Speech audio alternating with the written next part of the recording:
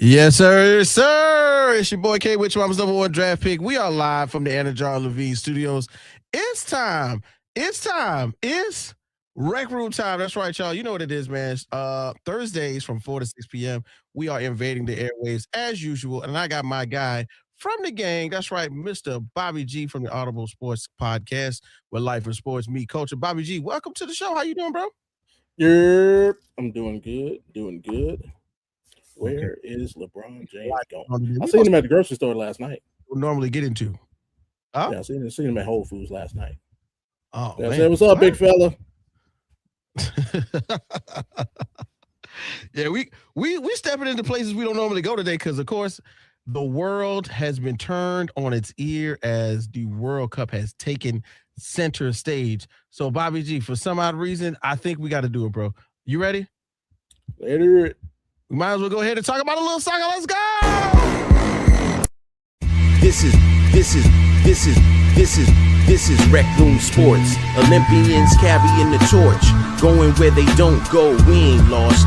From the optics to the topics, we got this with synopsis. Think outside the boxes like Jay on the mic or your boy K Witt. Joe is my coach, T Sweat on the mix. All sports, even if you catch fish like Nate Diaz catches fist. You need to catch this episode, it's a can't miss. We go live and you should subscribe and X's and O's. We made our plan, yo.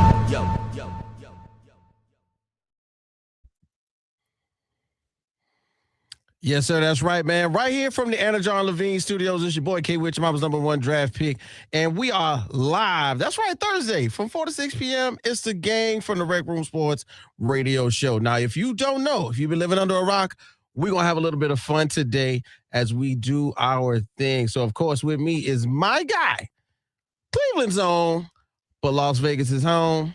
One time for the big homie. Bobby G, what it do? You are too kind, sir. You're too kind. Nah, what's good with it, man? Happy Thursday. Hey, a lot going on here in Vegas. If you ain't in Vegas, man, you're a sports fan, I don't know what you're doing, man. We got UIBL going on. We got Summer League going on. Hey, get out here, man. And that's for sure, man. I can't lie. This is one of those summers where the Summer League for basketball and EYBL back to back, the Aces winning. Hey. Listen, and in no time, a team from the NBA will be in Las Vegas. You heard it here first, folks. But of course, y'all know me. It's your boy K Witch, Mama's number one draft pick. Please do us a huge favor. Join us on our social media if you have not, or if you've been living under a rock. Okay, so here we go. We're going to do it on X or /Twitter. That's at Rec Room Sports. On Instagram, _Rec Room Sports. On the TikTok, that's at Rec Room Sports Hub. And on YouTube, that's at THEE Rec Room Sports Hub. And of course, I got to give a shout out to everybody out there on the road, all my drivers, all my Uber drivers, all my truck drivers, what it do. Make sure you keep it in between the mustard and the mayonnaise for me, please. All right. This is how we get the show started, right? We do a little game we call Hold up, son. Word. What's the word? Word up. So we're going to play a little What's the Word. So, Bobby G, you know how we do, man. We got some headlines, some things we missed from last week. So let's go ahead and get right to it. So, of course, it's All-Star time, Bobby G. So the WNBA All-Stars were announced on July the 2nd, right around the same time. Guess what happened? The MLB All-Stars were announced. It's crazy. It's All-Stars everywhere. So, of course, you know, the WNBA has a particular way in which they do their selection process, which involves weighted voting from the fans with about 50%, 25% from the players, and also 25% from the media. And as I speak on 25%, here goes 25% of the gang right here. Uncle Scott Cole, welcome to the show. Uncle Scott! What's up? All right, now, and then, of course, you're right on time, Uncle Scott, because we were just talking about the MLB All-Star starters being announced, along with the WNBA All-Star starters. So the WNBA and the MLB right around the same time is happening. So I need to know, gentlemen, All-Star selections for both leagues. Hold up, son. Word. What's the word? Word up. What's the word for these All-Star teams, man? Major League Baseball American League team is ridiculously bad. Ridiculously bad. Oh, no. It's awful. I mean, Oh my goodness. you got 3 Red Sox on there. You got 3 Tigers on there. Those have been 2 of the worst teams in baseball right now. So WNBA is what it is. I mean, you expected to be there. Those players got there. So. Okay, Bobby G, ridiculously bad to get us started. But what you got, bro? Well, being a Cleveland fan, I'd say surprising. Okay. Yeah, we had 3 All-Stars named, 2 of which essentially are rookies. One for sure, rookie made his major league debut this season, about a month into the season, and selected to the All-Star game. Our second baseman, Travis Pizzana, and one of our starting pitchers, Parker Messick, my bad, made his debut at the end of last season. So I know he still meets the whatever criteria to be considered a rookie, even though he made his debut last season. So yeah, that was surprising. If anybody, we usually have one usual suspect to make the All-Star game. That's Jose Ramirez, who did not make it this year. He's been injured. So yeah, surprising that we got 3. Not only did we get 3, but 2 rookies. That's shocked. I'm pretty sure all Guardians fans are shocked. Yeah, shocking or shocked is a good word, especially in the world of Cleveland sports. And then, of course, in my lane, I'm gonna kind of stick with like a group of words, because this is the regular scheduled program for the WNBA. In my mind, as you look at the list, you know what it is, man. Okay, we got Caitlin Clark. We already know she's going to be up there somewhere. Her fans will not let her not be in this game. We know that. Olivia Miles from the Minnesota Lynx, Asia Wilson, Jessica Shepard from the Wings is a surprise right there. Like, I like this, but somewhere in what I thought was going to happen with the WNBA, man, I thought we were going to be talking about Kennedy Carter, but of course we're going to get into that a little later. But of course, as we talk about the small market surprises from the MLB, the Tampa Bay Rays, the Milwaukee Brewers, Otto Lopez from the Miami Marlins. Big shout out to my guy Ethan Ive from the Jumbo Shrimp broadcast. With the AAA affiliate out here at the Jumbo Shrimp. So it's a big deal, even though it could be better when it comes to the National League, like Uncle Scott said. But anyway, moving on. So now we got to talk about Word up, son. Word. What's the word? Word up. I need the word for the the USA men's national team loss or tournament run. Because right now the world has been at a fever pitch for soccer. That's right. The world has been engaged in watching football, as it's called everywhere else, like none other, because this is the time of the year when everyone comes together, nationality, race, color, creed, country, all of that is put on the line, and we got an opportunity to be in the mix. We lost? Yes. So I need to know, as we made it to the round of 16 and lost to Belgium in the 4-1 loss, what is the word for what the United States men's national team has done this far in the World Cup? Uncle Scott, what we got with the word? What's the word? Word up. So this is going to seem like a strange word, but I'm going to say par. If you look at it, round of 16, they were expected to get to once they cleared the group stage. They got to the round of 8, that'd be like a birdie in golf. If they got past that, that's an eagle or whatever, a hole in one. I mean, it's just the teams that are in the round of 8 right now are teams that are supposed to be there. The U.S. is not up to those teams yet. They're not up to Argentina, France, Belgium, as they showed the other night, England, all those teams. They're more talented than the U.S. right now. But it's a great stride that they got to the round of 16. I got you. Par for those who know a little bit about golf. I like it, Uncle Scott. Bobby G, I need to know, what's the word? Word up, son. Word. What's the word? Word up.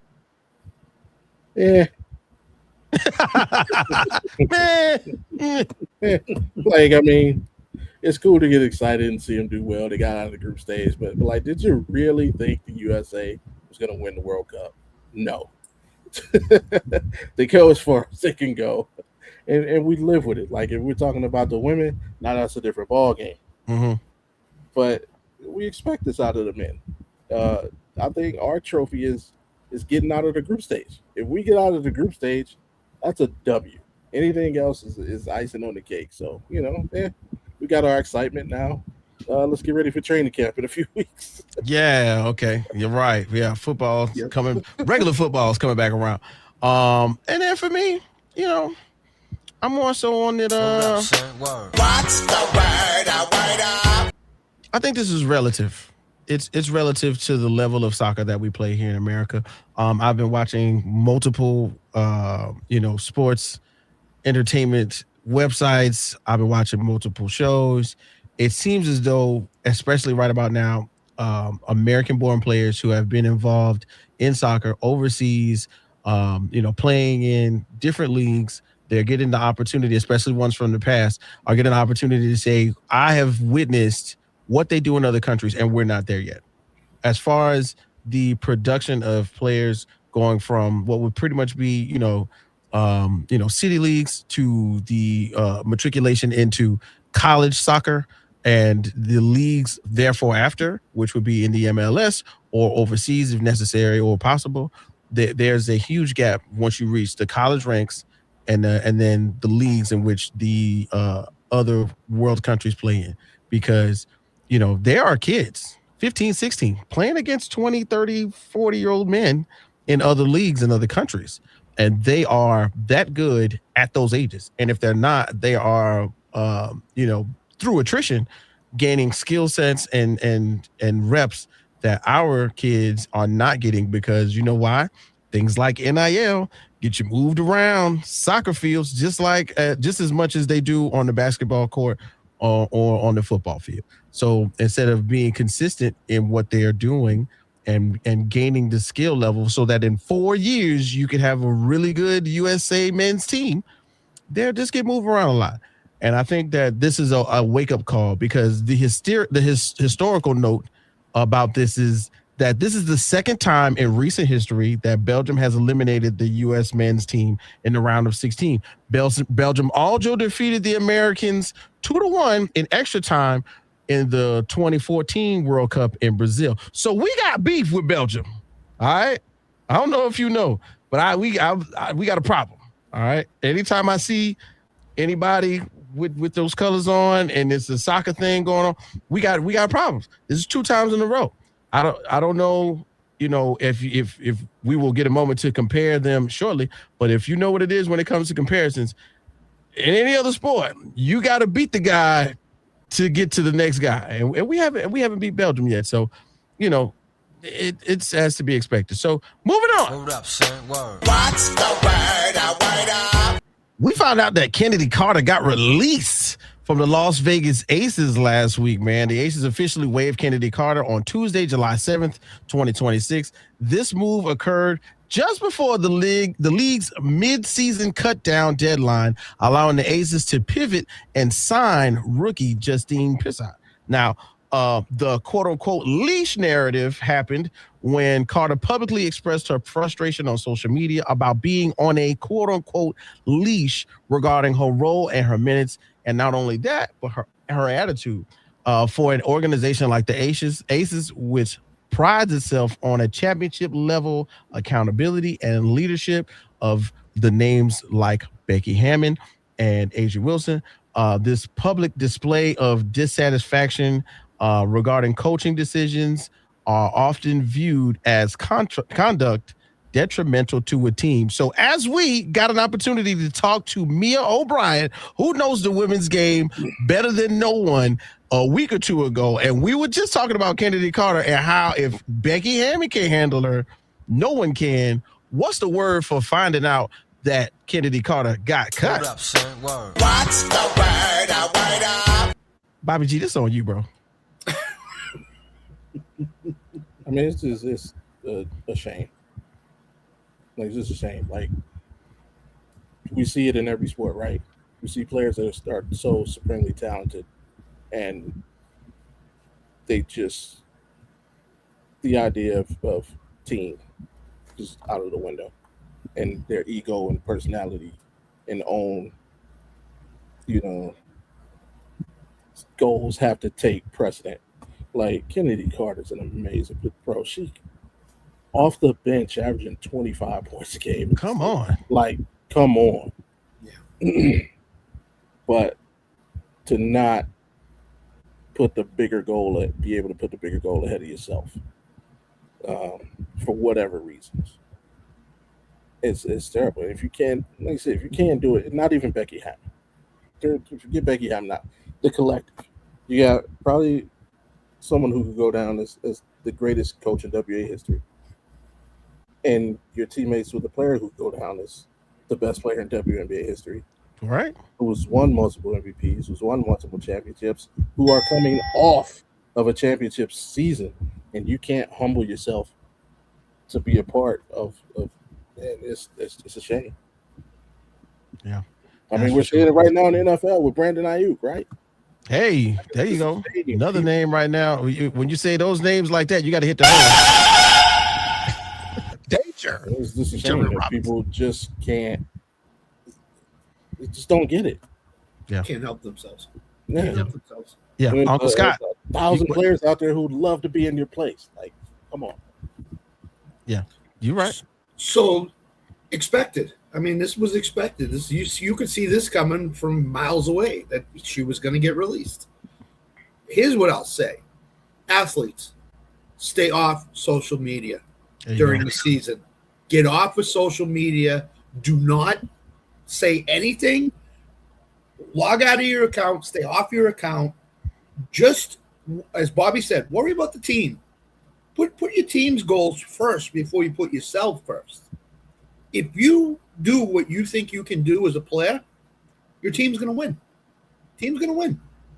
And as Bobby said, she was coming off the bench and scoring and helping that team, the Las Vegas Aces, to success and winning. And you just couldn't help yourself. You just couldn't do it. Get off of social media, athletes. Brandon Ayuk, stay off of social media. Oh, my God. Please, Brandon. Any favors. Kennedy Carter, stay off of social media. You're not doing yourself any favors with this stuff. Right. Any athlete. Terrell Owens, another one. Stay off of social media. Yeah. Just stay off of it. That's a classic one. And for me, I'm just gonna use an acronym. This is gonna be SMMFH. Okay. Shaking my head. Okay. Because we talked about this, bro. We know Kennedy Carter is an amazing talent. She is going out there doing the Lord's work, putting up 20 points, averaging 3 or 4 assists a game, helping out the team with the scoring load when Asia Wilson is resting. Possibly the second or third name in the 6-man or woman conversation for the Las Vegas Aces. I do not necessarily understand it because the idea would be that the attitude and the name would transgress the issues, but maybe it is more persistent in the locker room than we are aware of. That's the only thing I can think. We got a taste of it or a hint of it on social media, which is a possibility that the speculation was that they have had a piece of the kind of like a no, you just can't use social media. You can't air us out like that. That was a part of the agreement to bring Kennedy Carter to the Las Vegas Aces, which is why she was quote unquote speaking about a leash that she was on. So it was not just for minutes and playing time. It was more so about her actions on and off the court. On the court, 100%. Do anything you want, score buckets from beyond the rim, out there around the perimeter, in the hole, most definitely. But somehow, some way, the off the court has caught up with her. And you know what also has caught up with us here at the Rec Room Sports Radio Show? Y'all know what it is? Unique trends and styles. Oh my God, Bob! Whoa, Bobby, Uncle Scott, you know what it is, man. Unique trends and styles. Somehow, some way, you gotta know. You got to get fresh. You gotta go see my people over there at Unique Trends and Styles. Somehow, some way, right over there off of Blandon Boulevard. You can find the gang. That's right.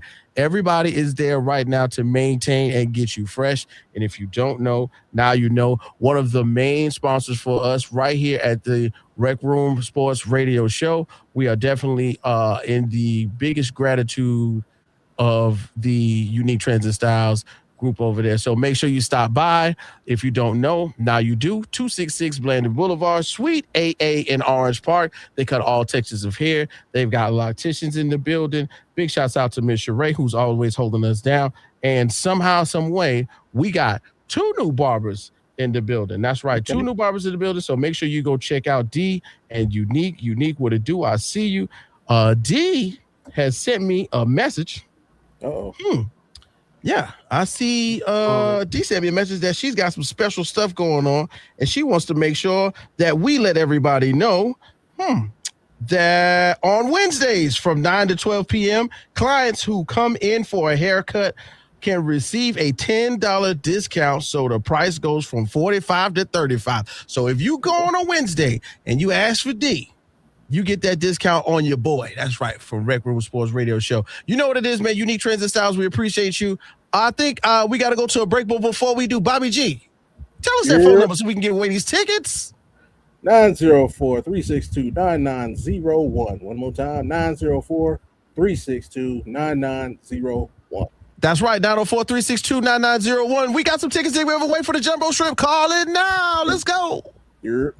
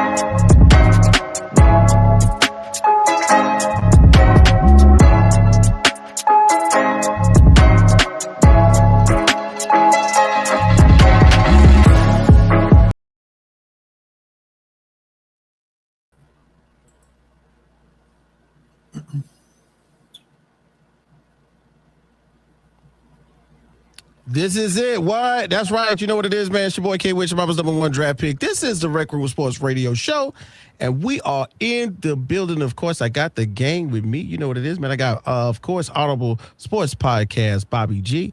I've got my guy, Uncle Scott, in the building.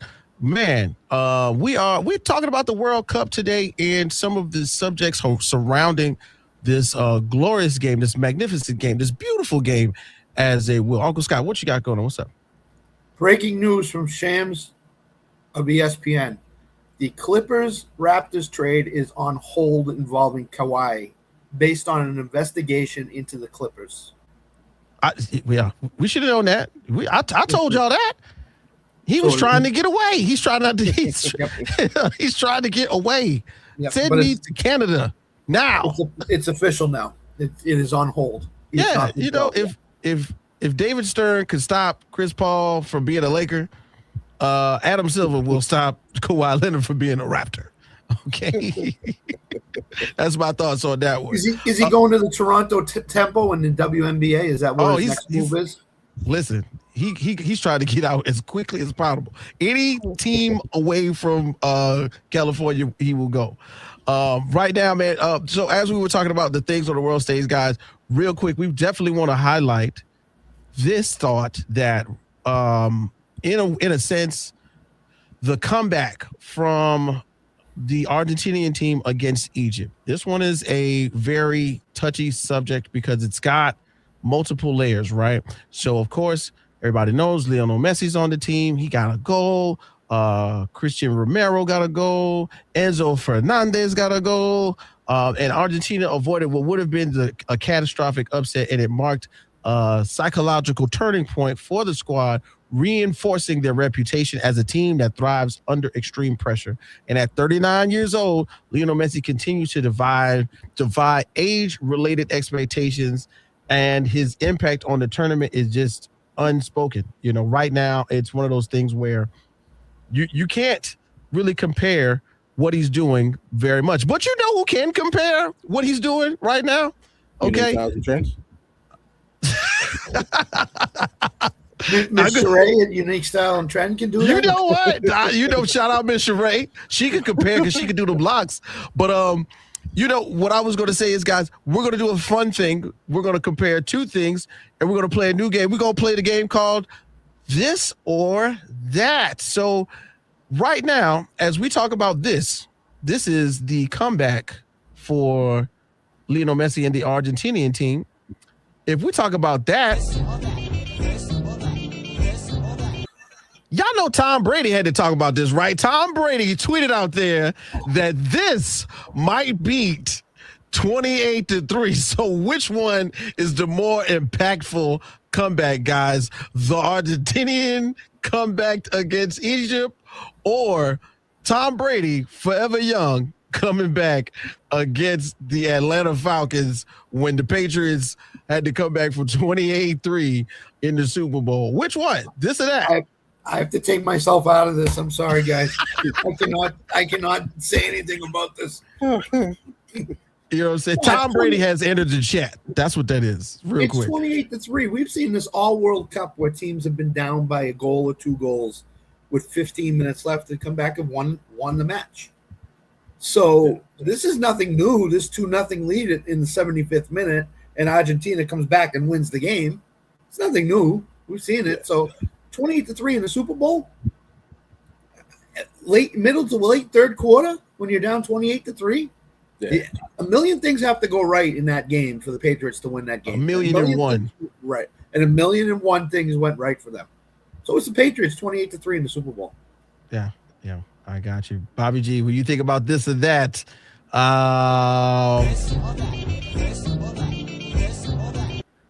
Which one makes more sense? This, which is the Argentinian team, or that, which was the Patriots comeback?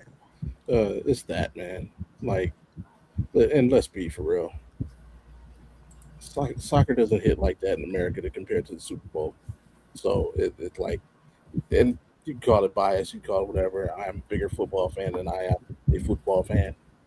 So it will always what was that? The Rams Chiefs regular season game It was like 54-48. That was, I'll take that over the Argentina game. But yeah, 28-3.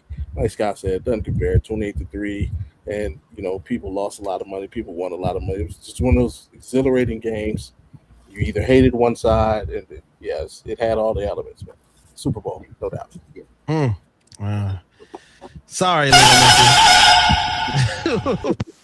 The boys is running with that when it comes to this or that today. And then, of course, another great comparison is the United States men's national team 4-1 round of 16 loss to Belgium in the 2026 FIFA World Cup game on July 6th. Star forward Christian Pulisic suffered a serious leg injury. There have been some other serious injuries and tough losses that have compared to what the United States men's national team just went through.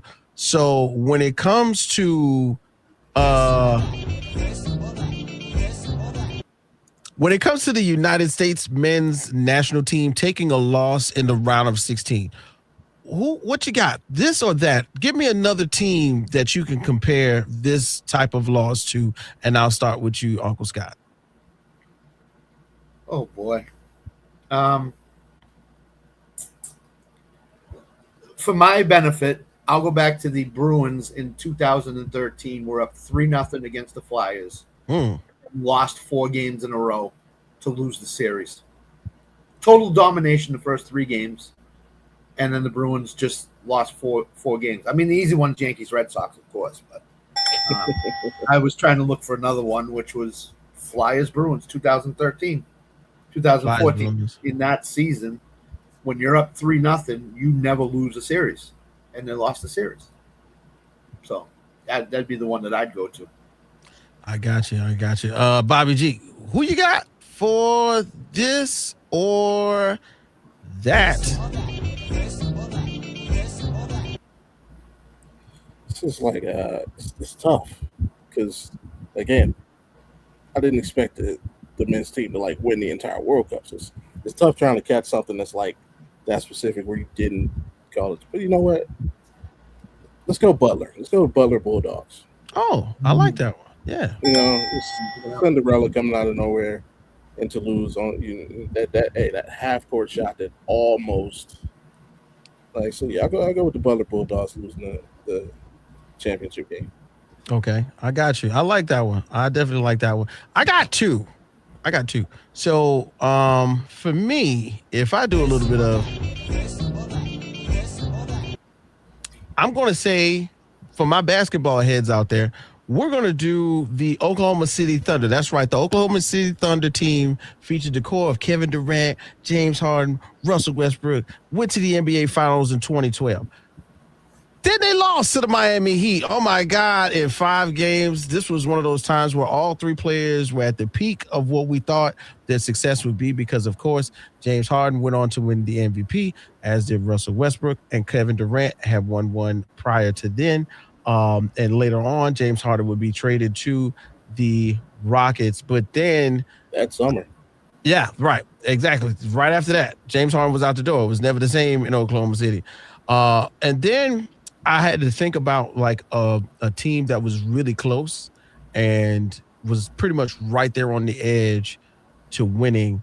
And then something happened. And it made me think of the Indiana Pacers in 2025, it was technically a year and a half. The series ended in a 7-game loss for the Pacers. Tyrese Halliburton played through various injuries throughout the series, but he had some calf tightness and ultimately suffered a torn Achilles right there in the first quarter of the, decisive Game 7, which kind of reminds me of Christian Pulisic. He was out there playing. He was hobbling, visibly injured.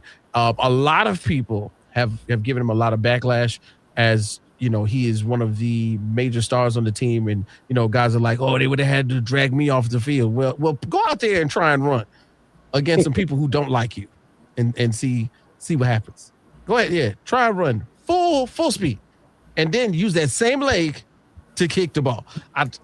Hey, he did what he could, man. Can I give you one more? Yeah. Go ahead, Uncle Scott. 1986, Red Sox up 3-2. Game 6, Ball goes through Bill Buckner's legs. Mm. Lose game 6, get rained out, come back in game 7 up 3-0 in the 6th inning with Bruce Hurst on the mound, who was as dominant as anybody, and you lose that game 8-5. Wow. You had like 4 shots to win it and end the curse, and you couldn't do it. So Couldn't do it. that'd be the other one. That'd be the other one. That was tough. That was tough. So we do this all day, man. No kidding. Fab Five losing to Carolina. Fab Five losing to Carolina. Yeah. Yeah. Chris Webber timeout. Yeah. That's tough. And you know, like for historical context, this is, you know, the USA men's team losing to Belgium again in the World Cup round of 16. So it's almost like, you know, the young Detroit Pistons team with Isaiah Thomas running up against a well-trained team of assassins and you know, Hall of Famers in the Boston Celtics. You know, it happened, what, how many times, Scott?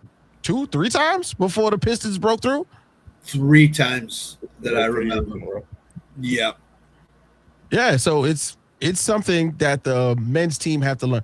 You know, and then what? We could go Jordan. Jordan ran into the Pistons 2, 3, 4 times before he found out how to break through and be a champion. And of course, after that, he was a champion 6 more times. But who's counting?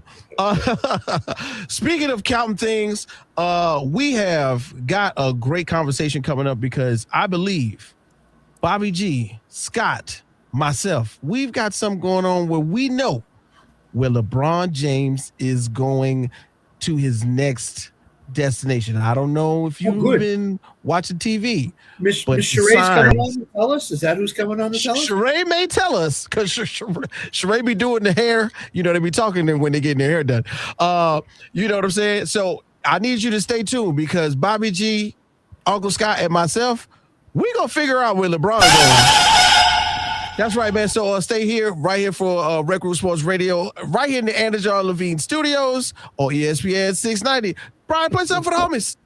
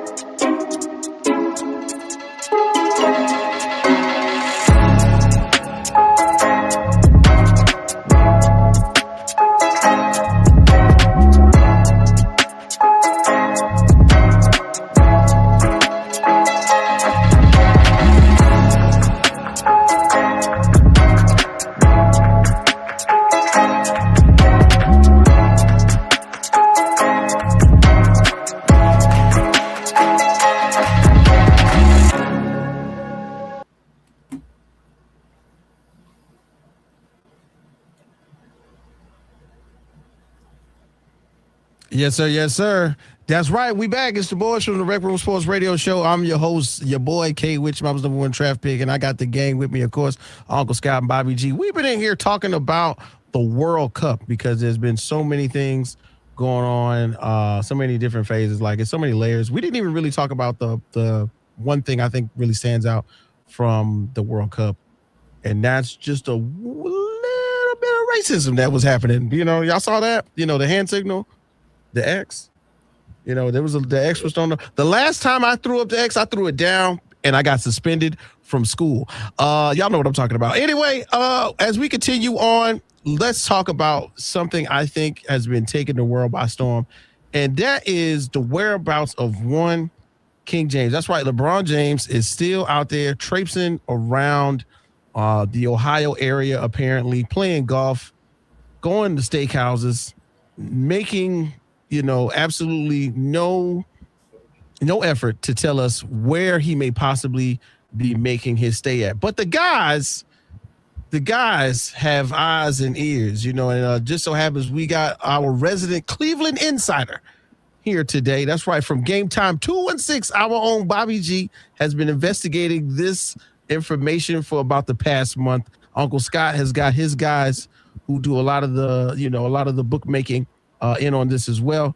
So it's only right if we somehow find our way in on the conversation. So we know where LeBron is going, but where is it that he will land is a great question. So I'll start with you, Uncle Scott. It's crazy that, it's already been, a month or so, less than a month, maybe 2 weeks, that LeBron made the announcement that he would be letting the Lakers continue to build their roster in the offseason. And then immediately we saw them make all kinds of signings because the amount of money that LeBron James was going to absorb was now going to be distributed evenly throughout the rebuilding process for the Los Angeles Lakers roster.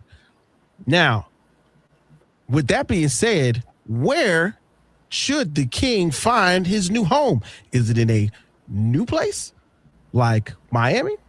Is it in his hometown, or, well, not necessarily his hometown, but the home in which he has built from brick by brick in Cleveland? Or is it possibly a new location that he has not made home yet? Uncle Scott, where you at with this LeBron and the movement of the King? He's coming to Boston. Come on, LeBron. No. So Windhorst came out and said that the vibes were strong that he's going to Cleveland. Today I heard a report he's going to Cleveland. He's going to Cleveland. He was hanging out with the assistant GM. He's from Akron, Ohio. His agent said he knows where he's going. I believe Windhorst is right. I think it's going to be the Cleveland Cavaliers. And the key phrase that LeBron and his agent said is he will not – money has nothing to do with his decision. It's where he's happy. Donovan Mitchell, as Bobby said the other night, has just signed a long-term extension 1 year before he could have made even more money from the Cavaliers. So he left money on the table to sign early. That tells me that the Cavaliers franchise kind of has an idea where LeBron's coming or going. And I think LeBron, deep down in his mind, wants to come full circle with this. Started in Cleveland, went back to Cleveland. He wants to finish his career in Cleveland. So I think it's the Cavaliers. Okay. And we dropped that bombshell on everyone, as Uncle Scott said. LeBron will end up in Cleveland. So let's keep it moving as we talk to our resident Cleveland insider, our own Bobby G. Bobby G, where do you think LeBron is going? As a matter of fact, where LeBron going at, man? I know you know.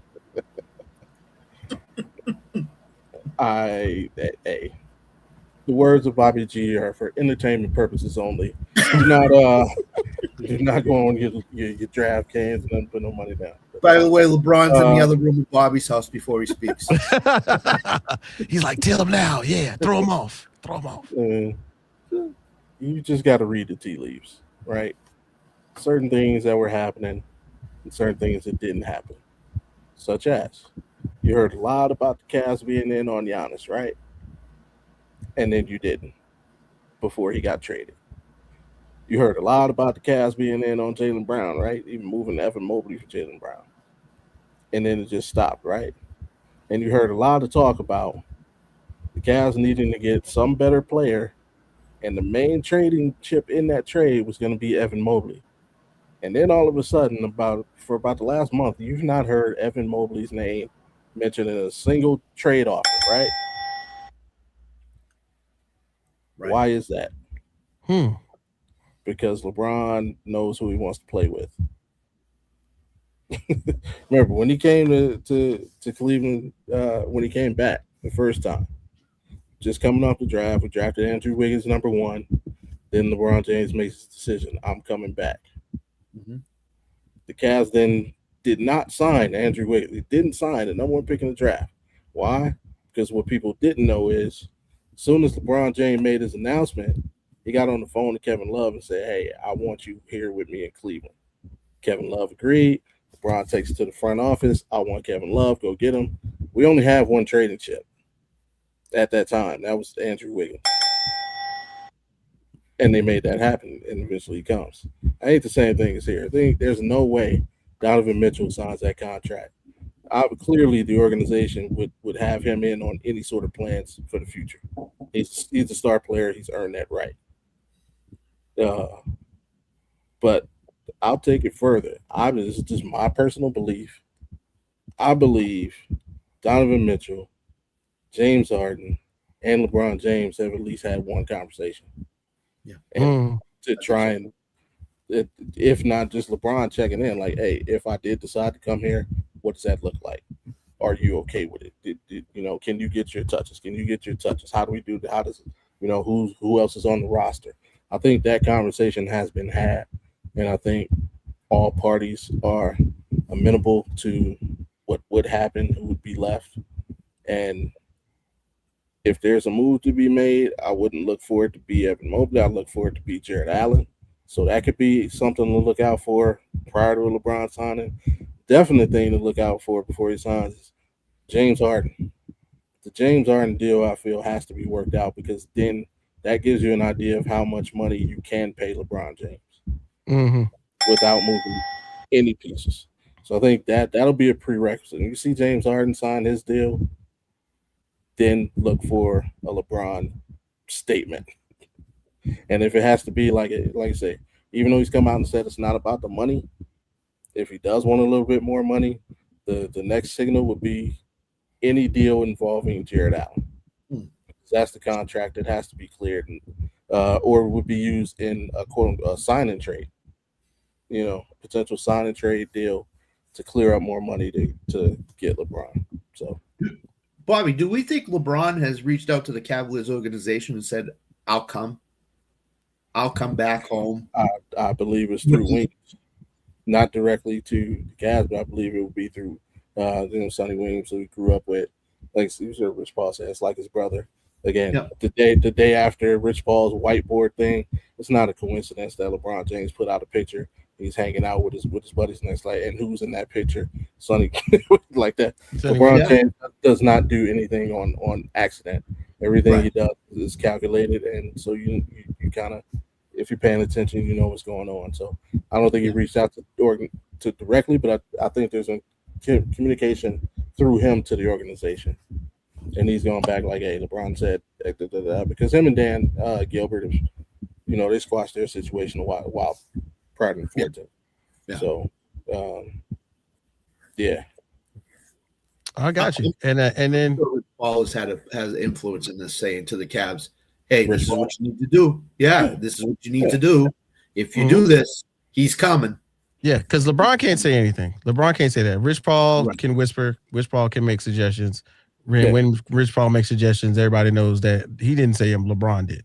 It's going from LeBron's mouth to Rich Paul's ears to somebody else's ears. And this is what I was saying. So, of course, the whiteboard segment for Rich Paul and Max Kellerman happened around the second or third, if I'm not mistaken. In the episode, we saw Rich Paul put out about 10 teams that LeBron could probably go to. If I'm not, I think it's like 10 or 12 or something like that. Of course, he departed from the Lakers, so we just go ahead and get them off the whiteboard. But then it was like Philly, Miami, Minnesota, Denver, Cleveland, the Warriors, the Knicks, the Mavericks. It was a lot. It was a lot of teams up there. And for me, one of the biggest things I remember was the conversation that they were having between the two of them, Max Kellerman and Rich Paul. They were saying, hey, look, LeBron just wants to be happy. He wants to be happy. He wants the end of his career to be, some good, clean basketball. He wants to contend, but he wants to be happy. He's not worried about the money. In my mind, if he's not worried about the money, he wants to just be happy. Go play with your boy. What's good? We go to Cleveland. Hey, let's go. But if you wanna, play with your longtime friend / rival, you play with Steph Curry. You go to Golden State. You go play with Draymond. You was in Draymond's wedding last year. You know what I'm saying? That you and Draymond, y'all could swap out, techniques on haircuts and beard color, all that good stuff. You know what I mean? Because they're boys. We boys. Let's hang out. Let's play ball. Let's hang out. What's up? Can we do that? But then on the flip side, Uncle Scott and Bobby G, you guys make 110% the right idea when you have a conversation that involves LeBron going back to Cleveland. This is the first time, almost 8.5, 9 years ago, I was in on the conversation, and you know how I discovered that LeBron James was going to the Los Angeles Lakers before it was announced? I looked at the website. Yeah, that's right. I looked at the website. All of a sudden, everything on LeBron James' website was purple and yellow. No necessary insignias, no nothing. It was just gold trim, purple trim on everything. This year, y'all know what's on the front of LeBron James's website? A picture of him in a Pee Wee League Akron shirt for him playing basketball, like a young baby LeBron James. And to a degree, that gives me pause to think that LeBron is going to go back to Cleveland. That's it. All right. Drop two more nuggets for you real quick. One, remember the Cavs have 2 roster spots left. One for potentially LeBron and one for potentially for Bronny if he's cut from the Lakers. Hey, hey, listen, that conversation got to be had, man. Because if Bron goes, I got to get one of my kids over here. Okay, he got that all fully guaranteed $2.3 million. He can get up out of my house, man. Anyway, you know what it is, man. One time for your mind, it's your boy K, which #1 draft pick. Come on, man. We're having a great time here at the Rec Room Sports Radio Show. We're getting ready to come back. We got a conversation with our guy Nick Bodkins. We're going to talk UFC 329, and we're going to take a quick preview of the NFL best rosters based on ESPN's rankings. So, of course, it's me, your boy K Witt. I got Uncle Scott. I got Bobby G. And it looks like we're going to have AP, Alan Perales, join us as well. It's your boys from the Rec Room Sports Radio Show. We'll be back in a few.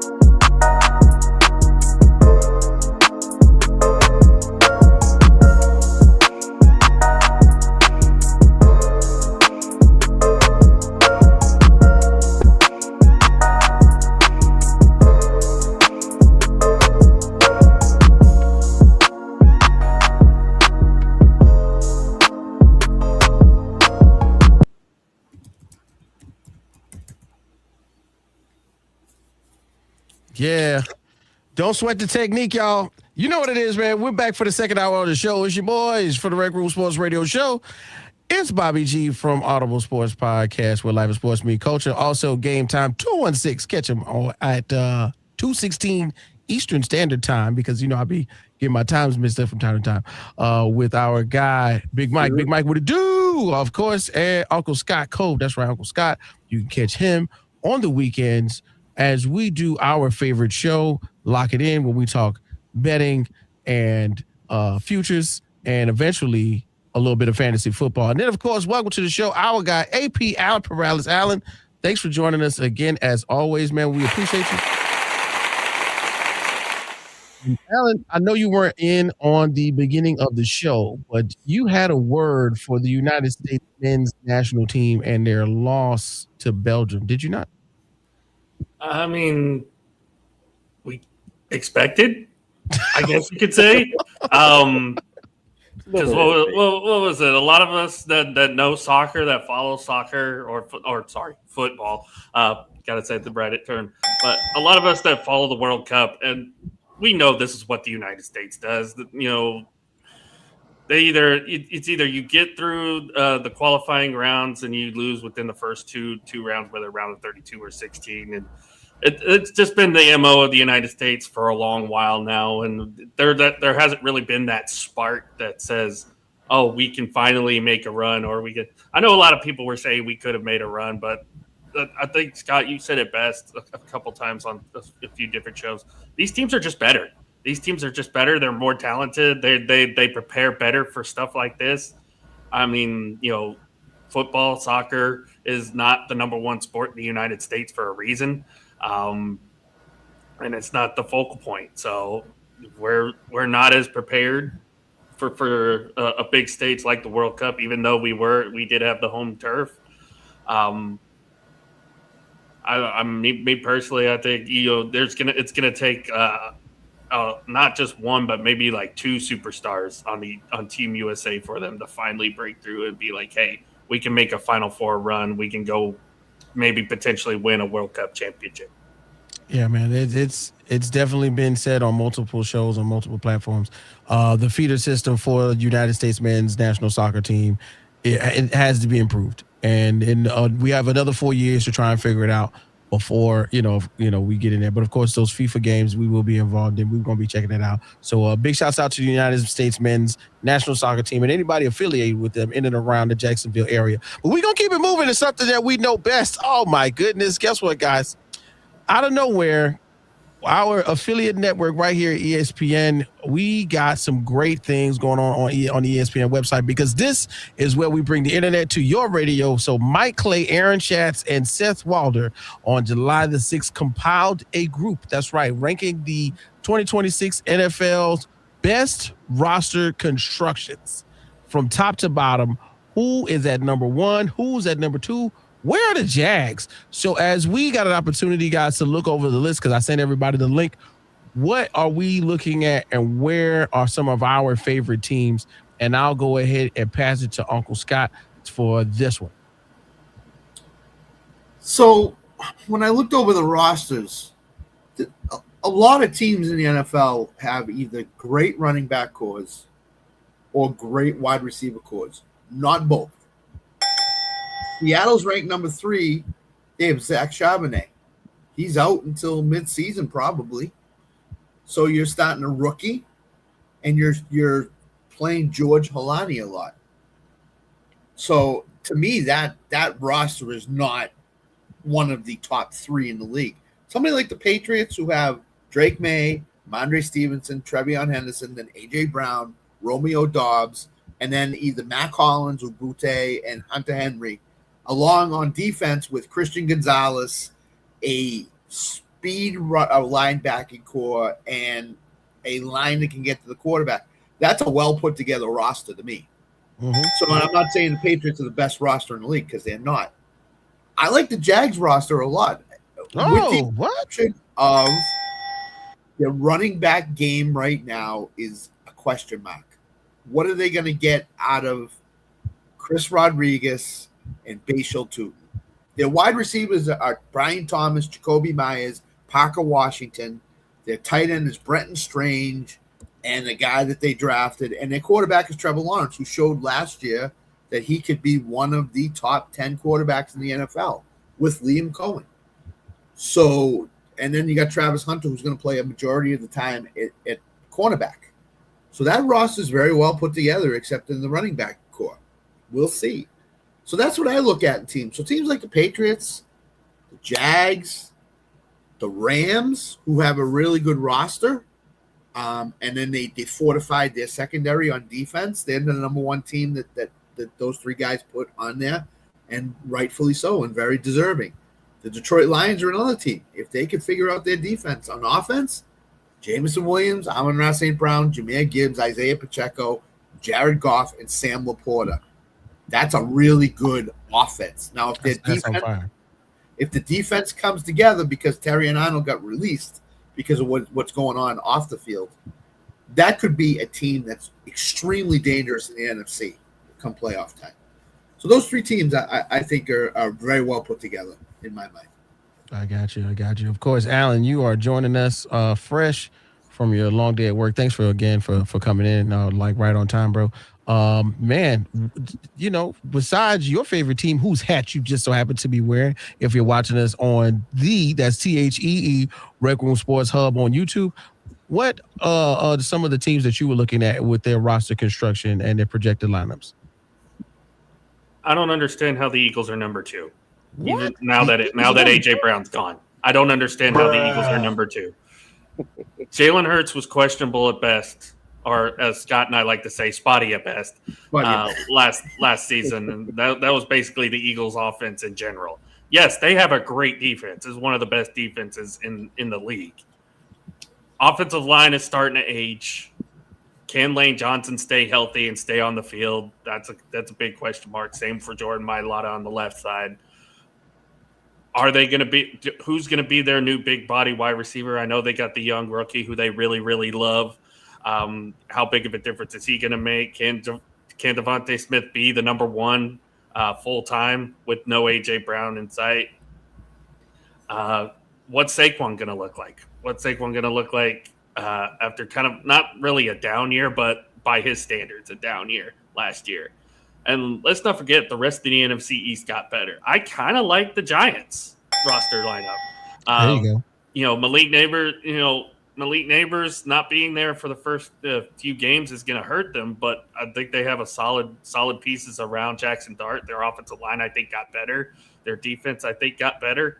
You know, obviously having Scatterbo back there, we know what he can do. He just needs to stay healthy. If the Giants can work their magic, they can make some noise in the NFC East this year. So I like the Giants. And then if I had to give one more, oh man, I kind of like Atlanta. I kind of like Atlanta's offense. Although I think the question's going to be quarterback for both Tua and for Michael Penix, but we've seen what kind of magic, as Bobby knows from his days in Cleveland, what Kevin Stefanski can do with quarterbacks. So maybe it's a sign that things will be good for Tua going forward. And they got a lot of weapons. They just re-signed Kyle Pitts. Drake London got the bag last year, and then they added some good pieces on defense. So that could be a team that could win their division this year. All right, I like it. Yeah, definitely. Bobby G, you got your eyes on a couple of them teams? Well, now that Alan has spoken about every team in the NFL, he kind of did. He cast a wide net. I can't lie about that. No, I only did 3: the Giants, Eagles, and the Falcons. Whatever. For me, this is where I'm gonna give Scott a little pushback about. So no team has a lead wide receiver or running back depth. I'm disagreeing. I'm going to go to the Detroit Lions, baby. You got arguably the best running back in the NFL, Jahmyr Gibbs. On the outside, you got Amon-Ra St. Brown and Jameson Williams. Jameson Williams could be a number one receiver on probably 20 teams in the NFL. And I think this year he's actually going to play like a number one. You know, they love to use Amon-Ra in the slot, put him in motion to get him open. We know what they have on offense. And defensively, last year they didn't play up to par. but they got pieces in the right place. I love Branch at safety.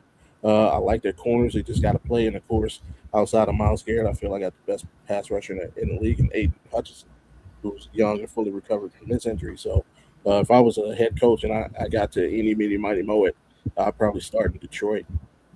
Other than that, I got to go to the veteran queue out in Kansas City, man. If I got the best quarterback in the league, I have a chance. And the Kansas City Chiefs have the best quarterback in the league. Not only that, I think this year, for the first time in probably the last 4 seasons, they have a healthy running back going into the season. There's no questions about who the running back is. Can he stay healthy? You got the Super Bowl MVP coming in. So they've solidified that. Obviously, your outside weapons are what they are. You got Xavier Worthy, who's a problem. Arguably the fastest receiver in the league right now. As Cheetah's a little bit older. Taekwon, can he hold on to the ball? Rashee Rice, he gets dinged up every once in a while, but I'll take those 3 over a lot of crews in the NFL. Still got Kelsey, who, again, he probably had a down year, considering what we expect from him. But if everybody else plays up to their potential, I don't need much from Kelsey. I just need him to be that consistent presence that, Patrick can lean on. Defensively, we know the Chiefs do. They build up you got Chris Jones in the middle. He ain't Aaron Donald, but honestly, he ain't that far away, right? Mm-hmm. Yeah, not that far. Right. We've seen what they've been able to do over the past 5 seasons with their secondary. Regardless, they build corners up, get them paid, let them walk. Build the next group up, get them paid, let them walk. So I'm not really concerned about having a young secondary. Losing Leo Canal, that sucked. That sucked. I did not think they would let him walk, but I'll still be happy with that roster. So those are my 2. Yeah, and I'll close it out, man, because I had my eye on a few teams, and I was speculating how I was going to kind of like layer it because I don't want to necessarily talk about my teams. You know what I'm saying? Being that I'm a Steelers fan, I'm out here in Jacksonville, but I'm still gonna talk about the Jags. But these are the ones that I was thinking about. So, first of all, the team that lost in the Super Bowl, we got to talk about the New England Patriots. Drake May is gonna come in and he's gonna have what he didn't have for the last few years. He's gonna have a number 1 wide receiver. He's gonna have AJ Brown. He's got Romeo Doubs out there, Kayshon Boutte. What you say, Uncle Scott? Some of the offensive rooms are all set with stars or lit up right now. That wide receiver room for the Patriots right now looks so good that it's going to make me overlook the running back room with Ramondre Stevens and Travion Henderson. Now those are 2 guys that you can't sleep on, but they're not the stars of the show. Right now, in my mind, the stars of the show would definitely be the wide receiver room for the New England Patriots. Now, then, of course, you look on the defensive side, Milton Williams, Corey Durden, 2 names that didn't really stand out last year, but those guys, they get after it. Okay. The Patriots didn't just win or get to the Super Bowl by, scoring points. They have really good defenses. And of course, if you don't know who Christian Gonzalez is by now, then you should know because of course he put the clamps on Seattle's offense in the Super Bowl. And that is why he got the big paycheck. And then of course, the team that, in my opinion, had their quarterback been healthy, they would have been in the Super Bowl. And that is none other than the Denver Broncos. And I'm talking about Bo Nix, man. Bruh. 1 ankle away from being in the Super Bowl. This is a crazy thing. But quarterback's already set. They know what it is. Sean Payton's there. Bo Nix is there. They're kind of like in a symbiotic relationship now where you can't have one without the other. And that's kind of what happens when you get a young quarterback with a brilliant mind like Sean Payton. Bo Nix, had he not been injured, literally, technically 1 game away from being in the Super Bowl in a Denver Broncos uniform. And then out here right now, I'm thinking about Jalen Waddle. Coming from the situation in Miami where the uncertainty happened every week, was Tua going to play? Can he play? Did somebody hit him in the head? Did he bump his head when he was sleeping? I don't know. This is where he's going to be locked in my mind because him, Courtland Sutton, Pat Bryant, that's speed. It's not cheetah speed. You know what I'm saying? It's not Tyreek Hill, but it's still fast. So I really, really like that. And of course, they got them ranked number 8. And then, bruh, once again, here we go. Another cornerback that can lock down one side of the field, and Patrick Surtain the second. So the defense, once again, is good on one side. Scott said it, that room, there goes that room again. Your corner, your DB room, they're ready to go. They're ready to rock. Okay, so you don't have to. Hufunga, hello. Do you want to get tackled by Troy Polamalu's nephew? I don't. I'm sorry. I definitely don't want to see that. And then when it comes to the whole, that's right. 16, right, is what they are ranked. The Jacksonville Jaguars. I think we put a little bit of emphasis on it. Right now, I'm ready for the ascension of Trevor Lawrence. We all are. Okay.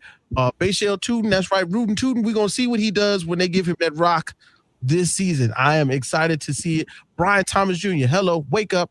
They got you out there for a reason. Parker Washington, do you want that check? Hello, you want that payday? It's out there for you. Jacoby Myers, you know it. It's out there for you. Brenton Strange, they gave you the bag, bro.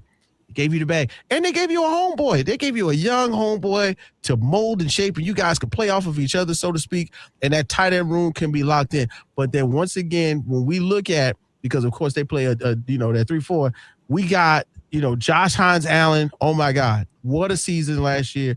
Can he duplicate it on the defensive end for the Jags? And then of course, you know what it is, man. Travis Hunter coming back from injury. I've seen these pictures of Travis Hunter, you guys, and I gotta say it, bro look jacked. Let's be real, okay? I don't know if you're looking at it, but Travis looks like he's been working out and eating steak. You understand me? Okay, he didn't have to go to class. He don't have no distractions. He's got his girl. He's got football. That's it. And anime. Y'all know Travis loves some anime. Travis loves anime and pajamas. If Travis could have football, anime, and pajamas, not necessarily in that order, he is fine. And I think he's gaining all of that here in Jacksonville. So I can't wait to see what that looks like when we get an opportunity to see him primarily play defense, but somehow be snuck in packages on the offensive side as well. And then last but not least, this is it. I really don't have any more. My dark horse, right? The Minnesota Vikings, y'all. I'm sorry. I don't know what they're going to do. Kyler Murray, hello. Right now, they're projecting Kyler Murray to be the starter. We know that right now the quarterback situation in Minnesota is in flux. That's why they're ranked 22 right now. But if you look at just about every offensive position besides quarterback, which I know the quarterback is the most important. Let's look. Come on, man. We got Jay Jettas out there on wide receiver. Aaron Jones is coming back from injury. TJ Hawkinson. Pick somebody to throw the ball to, please. Anybody. Somebody catch it. Minnesota's what's going to happen fine, to but on defense, November? this is where they laid their hat. They had Caleb Banks out there doing their thing. Jalen Redmond was out here doing his thing. And then, okay, Brian Murphy and Isaiah Rodgers are on defense in the defensive back room. I'm telling you, they are ready to take the next step, but we just got to lock in on a quarterback. And that is that's one of the hardest things to do in the NFL is lock in on a quarterback, especially when Kyler Murray is coming from the situation like he was in Arizona, where there's no question. Kyler Murray has paid for his pre-order of GTA 6. We know that. GTA 6 is dropping. Kyler Murray is all over it. Don't even ask him. All right. Let him do that. But at the same time, get him in that film room. Let him watch film. Get him in that playbook. If he can master both things at one time, why stop him? Let him be who he is. Don't hinder him from accentuating himself so he can still feel like he is who he needs to be. But at the same time, he needs to be the starter for this team. And those are my teams, man. I think, if you ask me, we did a real good job breaking it down. We got a great informational segment with our good friend. That's right, FOTG. That's right, friend of the gang. Nick Bodkins is up next. We're going to be talking about UFC 329. We're going to be talking about Return of the Mac. We're going to be talking about Max Bless Holloway. So much is up next. I can't even talk about Unique Trends and Styles, who, of course, you got to go check them out. Right there, 266 Blandon Boulevard, Suite AA in Orange Park. We are ready for you. Remember, you come in as a friend, you leave out as family. G and Unique are there. If you go and mention that you heard us on the radio talking about Unique Trends and Styles, you will get that 10% discount. But if you go to D, On a Wednesday, you will get that $10 discount. So your cut goes from 45 to 35 for your first cut on Wednesdays. So make sure you stop in. Brian, I think we covered all the football teams? I think so. So we're going to go ahead and take a break. We're going to get ready to talk some UFC. I can't wait. It's the Rec Room Sports Radio Show right here on ESPN 690. Brian, play something for the homies, please.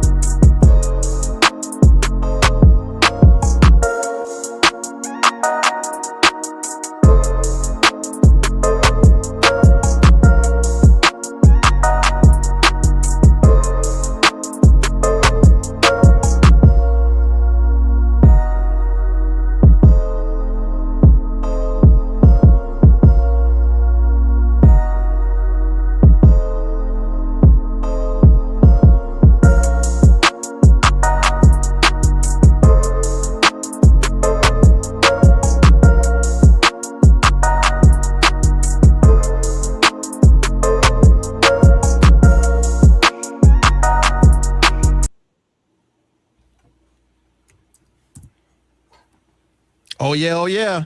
It's that time. That's right. Return of the man. Come on. Y'all know what it is, man. UFC 329 is this weekend. That's right. A PLE, a premium live event on Paramount. I am so excited because if you have not been paying attention to the sporting world, especially the fight game, this is one of those ones. And I know every once in a while I get an opportunity to say that, but no, I mean it with my full heart that this is definitely one of those ones. Because if you don't know, when we got to talk the fight game, when we talking MMA, we have got to bring in the guys from our favorite show, Head Kicks and Haymakers, right there on the Bodkins network of shows. So we're going to go ahead and get into it. So, fellas, of course, we know this weekend we got the return of Conor McGregor versus Max Blessed Holloway as the main card, the main event. You know what I'm saying? And this is one of those moments where the world is turned on its ear. And we got to definitely see. Hold on, wait. Let's just check in with our guy, FOTG, friend of the gang, our friend and brother, Nick Bodkins, ladies and gentlemen. Oh, wait. Yep. Okay. Hey, wait. I can't hear you. You're okay. So we're gonna get Nick back in just a moment. So okay. As we begin and see what's going on the card, so Nick can get right, because of course he can't hear me. What's going on is we see, of course, a couple of good fights that we definitely have to pay attention to as we start a little bit of the prelims. There are some names on here that stand out to me. If you don't know, now you know. And right now, I think we should definitely address one of the preliminary fights that's really should be a headliner in any other realm. It's Gabe Stevenson versus Alicia Ellison. Now, I don't know if you've not been, paying attention to the fight game, but Gabe Stevenson has been pretty much lighting up the wrestling world for about the last 3 to 4 years. And okay, Bodkins, are you there, brother? I'm here. Okay, so yeah, Nick Bykins has joined us, ladies and gentlemen, from Head Kicks and Haymakers. Bykins, I was just telling the people, on the prelims are some fights that we got to pay attention to. One of them that jumps out to me, and I know it jumps out to you, bro, is definitely the arrival of Gabe Stevenson onto a PLE, bro. Tell us about that one. Yeah, Gable Stevenson, Olympic gold medalist. He is 3-0 in MMA world. He is real green, but obviously when it comes to the striking, he's real green. But this guy's been wrestling his whole life, is one of the best wrestlers on the planet. And, I mean, he is heavily favored in this fight. Biggest odds on the card, I think he's like minus 1,000 here. That's how big he is. What they're giving him is a guy just, they might as well just have me out there in the octagon and get the quick paycheck because, that's the guy that's signing up to wrestle him or to fight him, should I say. And it's just to build Gable. Number one, heavyweight is obviously real weak, but they're going to try to build this guy into a huge star. He's already a freak athlete. He's tried, this is a guy who was an Olympic wrestler, tried his at WWE. It had one match in WWE, went to the NFL, did okay, was on the practice squad of the Bills and then got cut in camp just like 2 years ago. And then since then, he's been dedicated into the MMA. And he's got the best coach in the world. He's got the greatest of all time with John Jones in his corner. I don't think he knows what he's doing here. He's got the right people. He's going to go in there, going to show out, and it'll be over unless inside of the first round. It should be, if anything, But who knows? Could go in there. Great things have happened, but it's been the year of upsets in the WWE, or UFC. But I expect Gable in there and shine, and he could probably fight somebody top 15, still get a win. I don't think he's ready for the elite guys, especially in the striking. But grappling is none going to be some of the best we've ever seen. Yeah, for sure. I've got an opportunity to see him. Do a little bit. What is that? The Real American Wrestling or whatever. I was like, wait a minute. The guy is huge, but like agile like a cat. He's really out here. Pummeling guys to death when it comes to the wrestling. So that is his strong point. I can't wait to see him in the ring. Preliminary matches are oftentimes, peppered with good fighters, but not necessarily the greats. This one's got another one that I kind of want to keep my eye on because and I know when we talk about Robert Whitaker on a card, we got to watch it as soon as it comes on because it can end quickly. So what about that Robert Whitaker fight, bro? Yeah, Bobby Knuckles, the former middleweight champion, moving makes 205 debut. So that's kind of why he's on the prelims. That's because he's making that jump to 205. Nikita Krylov is somebody he should be. I'm about Bobby at this weight due to, he's just not, he was a small middleweight. Like this is a guy who fought at welterweight at one time when he came in, made the jump to 185, and now making the jump to 205. I worry about his, he's not the biggest guy, like tall wise. So I worry, but I do think he should be able to win this fight. I like Bobby Knuckles here by decision. I think those 3 rounds, and I think Bobby kind of win. I don't think he gets a knockout, but I think it's a nice win. Dip his toes here at 205, and then make it a heavier lead in next time out. So it's a big, but it's interesting to see what's going to happen between Knuckles here 205.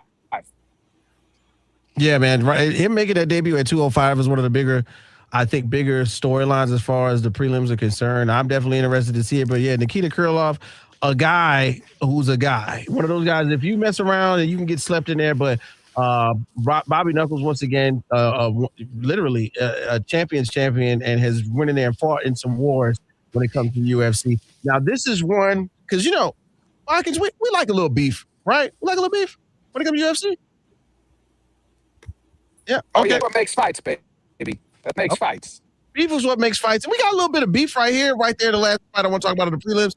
King Green and Terrence McKinney. I don't know where this started, but when you get King Green riled up, okay, that's not the one you want to get riled up. He said it, man, boy, I thought we was boys. I thought we was family. We were supposed to be this. We were supposed to be that. I thought we was tight. But Terrence McKinney found his way to a microphone to somehow bring up King Green as if he really wanted to fight him. And King Green is not taking it lightly, bro.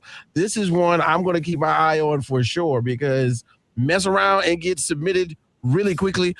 King Green and Terrence McKinney, bro, what you think about that one?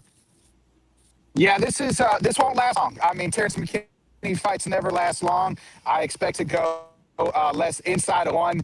Bobby Green, he'll have his hands down and ready to fight, but Terrence puts on that pressure. Both guys can get knocked and knock the other person out. You mentioned it. King Green kind of said, "Hey, homies ain't supposed to fight." They were just kicking it, like he said. And 2 weeks later, Terrence accepted the fight and is ready to fight. I like this fight. A fireworks quick fight. Like, this is the type of fight you want to put up the pay-per-view. It's not going to last long.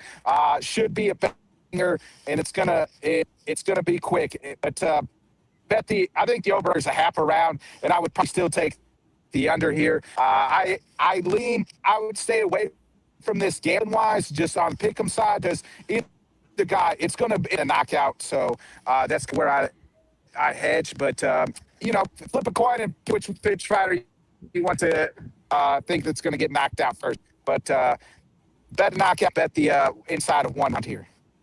Okay. Yeah, man. I'm with you on that one. Either a knockout or, if it goes to the ground, I'm looking at King Green to do like he did in the last 1 or 2. A good submission for King Green is possible here as well. Because, what I'm saying, Terrence McKinney's ground game isn't the best because, of course, like you said, because his fights don't really last that long. We've seen King Green, come and do a little bit of razzle-dazzle recently. So if he goes in there and finds his way to, a rear naked choke maybe, I wouldn't be surprised if that was the possibility, maybe in, the early first round, early second round or something like that. Now, as we move to the main card, Botkins, my guy, I know, because I listen to the show, you have some things to say about the main card. Where is your mind at when it comes to that? Yeah, I mean, the return of the Mac, baby. The Mac's going to get knocked out. That's right. It's the return of Conor McGregor. 5 years since we saw Conor McGregor. There's fans out there that don't know what a Conor McGregor fight looks like. I mean, it's been wild. It's not like Conor has been sitting on the couch either. I mean, wish he was sitting on the couch, but instead he's been on that yacht. And he's been doing a little powdery stuff every once in a while on that yacht, if it's my driftwood. I mean, and he's not, they didn't give him an easy fight. He's taking on Max Holloway. He's taking on the Blessed Rest, a guy who was one of the best fighters on the planet. I know Max's last time out didn't go well. Charles Oliveira wrestled the crap out, took him down, and Max couldn't do that. Conor could spend in the next 365 days, 24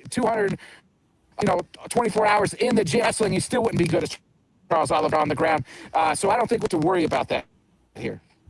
And not only is it a 5 layoff, he's coming off a brutal leg break. We've never seen any athlete come back from that leg break like that. And we've seen it in MMA, right? Anderson Silva was never the same. His name's escaped, white guy, but that Anderson fought when his leg broke. The All-American, I can't think of his name off the top of my head, broke his leg just recently, a couple years ago. Never the same. Even in NFL, Alex Smith, never the same. The only person that's ever come back to after a leg break like this and been productive is maybe Paul George in the NBA. But we've never seen a fighter come back like this. And now he's had 5 years. And again, it's not like he was sitting on the couch just nursing up the injury. He's been all the legal troubles and everything else that Cox has. He's bringing it all in. So he's been active. He hasn't won a fight since 2020 against Cowboy Cerrone. Last heyday of Conor was a decade ago. And I know nostalgia is the ultimate drug, folks, and a lot of money has been pouring in on Conor McGregor. And I get it as the casual fans that the money's going to go. But I'm telling you, live, wait till the walkouts. The money's going to put your money on Holloway. I think Max could either get it done. You can put a little flyer on Conor here by knockout. Conor's got to knock him out in the first rounds. If he doesn't get him out in the first 2 rounds, even in his prime, his gas tank wasn't great. And Max will come into deep waters, into the late third, fourth, and fifth, and just start pouring it on. I kind of Max plus by decision plus like 400. I took that bet as well. I did sprinkle a little Conor knockout because they fight at 170. Max has never fought 170. The Conor's fought a few times at 170 and is actually cutting down to get to 170. So Conor's going to bring in the bulk and the meat. Max, as we know, long skinny, but I just think Max is an elite boxer. I don't like Conor's chances. Again, this has been the year of the up, right? I said, hey, Ilya smashed Justin Gaethje last time I was on the show and was dead wrong. I mean, kudos to Jim Gaethje. We thought Hamzat was going to smash Sean Strickland. Kudos to Sean Strickland. Can Conor complete the trilogy upset here and keep the year of upsets roll? I just don't think so. You don't get better at something by not doing it. And as the great Hagler said, it's hard to wake up and get punched in the face when waking up in satin sheets, baby. And Conor's been waking up satin sheets on a freaking $1 billion for the last 6 years and some. So it's a lot. It'll be interesting, but still think blessed vest here on Saturday. For sure. Uncle Scott, you said you wanted to throw in a little something on the conversation. Go ahead. Yeah, one question, Nick. You have $100. You have one bet to place on this card. Where are you placing the bet? On the card? I'm placing it on Mac to win. But on the rest of the card, I do like a lot of these fights kind of go over the rounds. Sagan, Mario Patino, two really interesting fights. I like that. Well, Patty, really, the juice worth the squeeze here is the co-main event. Patty Pimblett by submissions plus 400. I really like that. I think he can handle BSD on the ground. Now, if BSD keeps standing, we saw Patty absolutely get mauled by Gaethje. If BSD takes that game, and he should win. But I'd like the over on both of those. Like the over on that fight too. But if you're really just like, hey, I want something that's going to be worth the squeeze, Patty Pimblett by submission. Not sure it's going to, but that's a lot. The juice is worth the squeeze. So something that I think could likely happen. And at plus 400, that's really odd. So I really like the juice there. But if I was going to put a little play together, I'd probably put the over on the co-main. It's 2.5 rounds. Sagan and Mario Pista over 2.5 rounds as well. I think both those probably go distance. But that's kind of where I actually think a lot of these fights on main card, other than the opener, probably could go the distance or the 2.5 rounds. Most of them are 2.5, and that's kind of where I'm looking at. Okay. Yeah, Bobby G, throw it in there. What you got? Yeah, I was gonna say, my boy's fighting Patty Pimblett. I was just gonna say, what should I expect to see from him? Yeah, this is a tough bounce back fight for Patty to Patty. Bobby G, like Patty, we saw back in January to absolutely get beat to death by Justin Gaethje. I mean, Justin Gaethje went to the woodshed, the old fashioned woodshed, and just gave him a beating of his life. Now that loss is now aged beautifully because Justin Gaethje is the lightweight champion of the world. So it now it's like, well, at least he didn't get on the stool like we saw Ilya get, right? But I think Patty's got to get to the ground. That's where he's going to be able to win. I do like the mission here. If Patty can get to the ground and handle BSD, I think you're going to be all right. Whereas BSD also has staph infection, so I think you'll see early onset like we did with Poirier when he fought Poirier and he had staph, where maybe the first round and a half looks like BSD, then the second half of the second round and the third round, Patty could get it done and possibly pull out either a decision or get submission. I think that's the key. Patty's ground game is elite. One of the better is division. So I kind of like Patty here by submission again. So look for that. And we know, hey, Scouser's getting knocked out. So, and he's proved that last time out as well. I mean, if you don't knocked out by Justin Gaethje, I don't know who's going to get knocked out by, because, I mean, we've seen Justin put down everybody. Right. Scousers don't get knocked out, mate. Hey, man. Hey.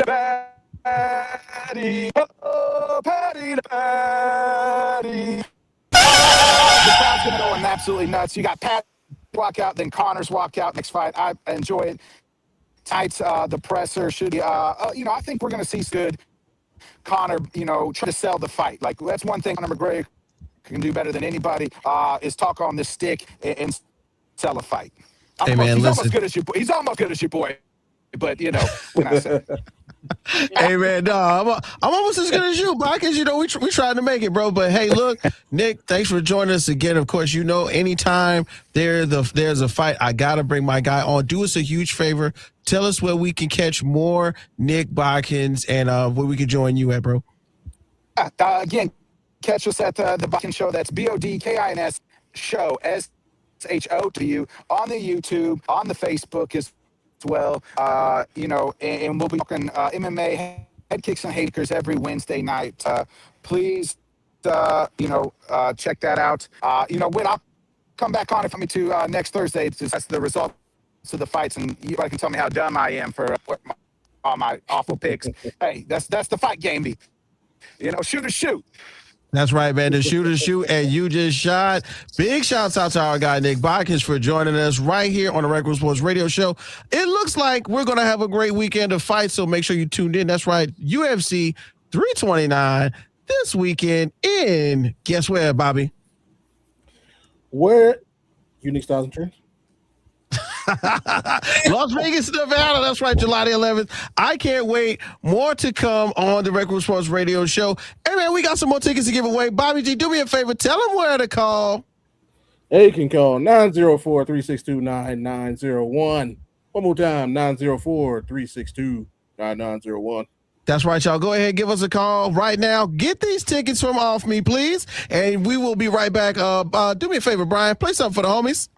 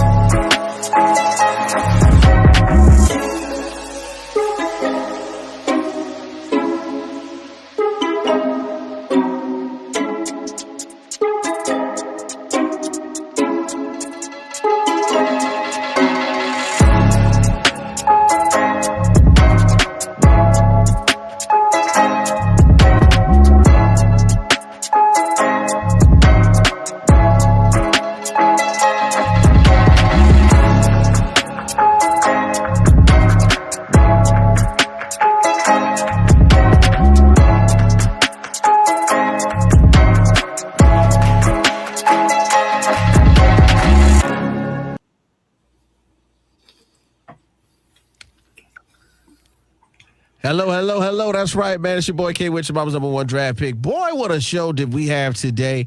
I'm telling you, thanks once again for Nick Bodkins joining us right here to talk about UFC 329. Don't forget, this weekend, July the 11th, Max Bless Holloway will be facing Conor McGregor on his return after 5 years of a layoff from UFC and heavy competition. But this is the end of the show where we got to, sing some praises.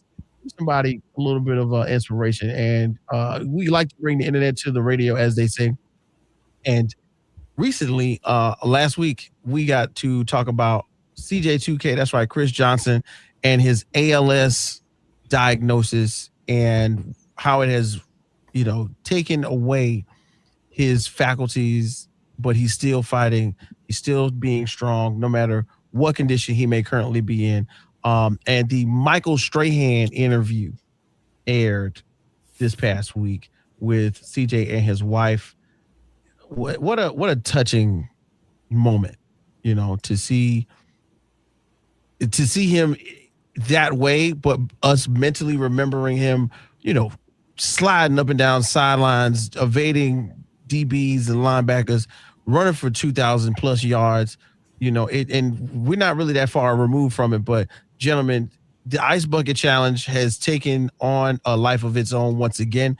About a few years back, the Ice Bucket Challenge, while we were in COVID, was a big deal. Everybody was, standing there, sitting outside in their yard, dumping buckets of ice on themselves for great causes. And the Brotherhood of the NFL running backs have joined together to represent CJ2K and his fight against ALS. Uncle Scott, I know you got an opportunity to see some about this in some of these, videos and have a feeling on this one. So when you see the participation and where it has come from, what are your thoughts, bro? It's extremely tough to watch. I mean, we, within the last 5-6 years, saw Chris Johnson run up and down football fields, gaining a lot of yards, being one of the best running backs in the NFL. And to come to this, and the guy is only 39 years old. I mean, that's the sin and shame of it all. He is 39 years old. And, kudos to him for bringing the Ice Bucket Challenge back, because Pete Frady's Boston College was the first guy to start it. And he's bringing it back to get awareness of ALS. I mean, the interview was just heartbreaking. Just watching it. It's just so sad that you don't know from one day to the next what could happen with your health and what God has in store for you. So, again, kudos to Chris Johnson. Kudos to his wife and his family. Mm-hmm. That's the one thing that's almost never mentioned, is how it affects the wife and his kids and his family and his parents and all of it. It's just really tough for the whole family. And I hope a lot of good comes of this. And I think the Michael Strahan interview started a lot of good to come from it. And support it. People support it. Just go out there and support it. For sure. So, AP, you have been with us as we talked about it on the side, man. So your thoughts on the Ice Bucket Challenge and what we get to see for the support for CJ2K and his fight against ALS. Scott kind of mentioned it earlier, but one of the quotes I've started living by, especially the last couple of years, is take everything one day at a time. And you never know what could happen from one day to the next. And when you hear something like ALS diagnosis, especially like Scott mentioned, he's only 39 years old. Like that to me is just gut wrenching, because you're taking away, he's in the prime of his life. A guy who's in the prime of his life, not you forget the NFL career. He's in the prime of his life, and you're saying, oh, he's got ALS now. And that's it. It sucks. It really does. And for him to restart that back up, and for the NFL community to respond like they have, has been just awesome to watch. And I would expect it to not only carry over as the season progresses, but I feel like it's going to gain more and more of a following as the NFL season continues to progress. Because not just the NFL, but other sports too will probably start following suit as well. So, it again sucks that he has to go through it, but like you said, family staying strong. They've responded awesomely. The NFL community has responded awesomely to this, and then we're all in it together for him. So, kudos to the community for rallying together and coming together for Chris Johnson. For sure. Bobby G? Yeah, it's tragic. You hate to see something like that happening to somebody. Um, but with the challenge, I know we live in the day of social media. Everybody likes to put everything out there and kind of, hey, look at me. But for those who, you're showing your support and you're doing the challenge, hey, don't forget that ice bucket challenge is supposed to come with a donation to the cause as well. It ain't just you on the ground dumping ice on yourself. Complete the challenge, make the donation, fully support. For sure. And on that note, I think we got to do it. Hey, Brian, play that Slice of Life music for us, please. Bobby G, go ahead and do your thing. It's for the show. Yeah, I'm talking about another form of support, man. We got World Cup going on right now. We say baseball's nearing the All-Star game. We got Summer League and basketball. We're getting ready for training camp in the NFL. A lot going on sports-wise. Small Slice today is just about, hey, all of this is possible because we support the kids. So keep supporting the kids, man. Get them out there playing sports. Let them play as much as they want. Let them play whatever they want. Let them dip their toe in as many pools as possible, so to speak. Again, just like the LS, don't stop there. It's more than just taking your kid to practice and dropping them off. Parents, get involved. Not a fan of football? So what? Learn about the sports. Learn about the element you're putting your kids into, the situation you put them into. Don't let coaches raise your kids. Be there. Ask the questions. Get the knowledge. Learn. I ain't saying you got to train them, but learn what you're getting your kids into. This is how we raise productive athletes, not just selfish athletes. It's not just the coach's responsibility. It's the coaches and the parents combined. That's what turns these kids not only into good players, but good people, good human beings. So, hey, support the kids by showing up, but support the kids by being involved as well. That's right, man. I like that one right there because as a father myself, I find it wild how all of a sudden,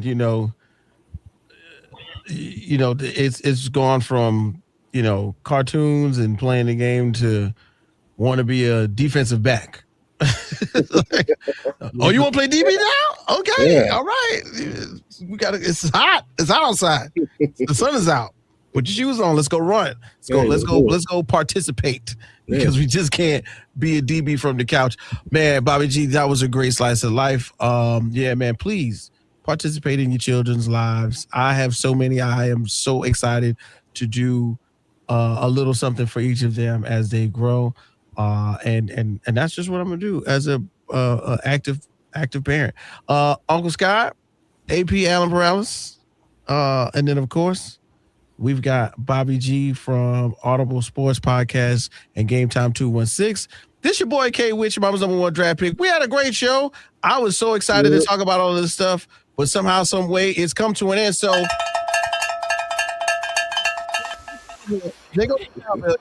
it's all over. It's all said and done. We'll be back next Thursday to talk more. It's the game for the RecRoomSports Radio show. Brian, play us out. See ya. That's it.